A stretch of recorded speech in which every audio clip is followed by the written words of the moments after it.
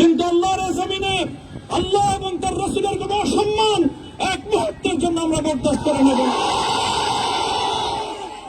আমরা আমাদের সর্বোচ্চ ত্যাগ এবং কোরবানি স্বীকার করতে প্রস্তুত রয়েছি, জীবন দিতে প্রস্তুত রয়েছি।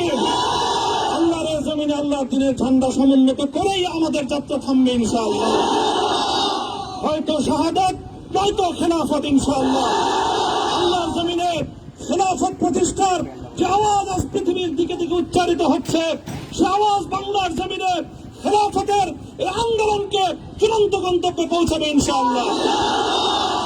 আমি বাংলাদেশের আলেম সমাজ, হেফাজতে ইসলাম বাংলাদেশ সহ বাংলাদেশ খেলাফত মজলিস সহ সকল ভ্রাতৃপ্রতিম সংগঠন, সকল ধর্মপ্রাণ, ইসলামপন্থী বিভিন্ন ছোটখাটো মতভেদ, মতবিরোধ, মত পার্থক্যের ঊর্ধ্বে উঠে যারা এলায়ে কালিমাতুল্লাহর এই এক বাণীতে বিশ্বাসী, আল্লাহর জমিনে আল্লাহর দ্বীন কায়েম করতে চাই, আমাদের তাআলাউ ইলা কালিমাতিন সাওয়াইন বাইনানা ওয়া বাইনাকুম এই এক মন্ত্রে উজ্জীবিত হয়ে আল্লাহর দ্বীনের ঝান্ডা সমুন্নত করবার এই আন্দোলন এবং সংগ্রামে আমি নিজেকে উৎসর্গ করার ঘোষণা করছি।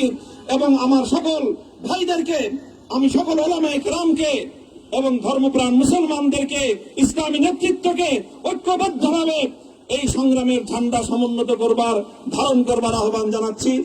এবং আপনাদের সকলকে আবার শুকরিয়া জ্ঞাপন করছি যে আজকে আপনারা এভাবে আমাকে উৎসাহিত করেছেন, উজ্জীবিত করেছেন। আল্লাহ পাক আপনাদের সকলকে উত্তম বিনিময় দান করুন। প্রিয় ভাইরা,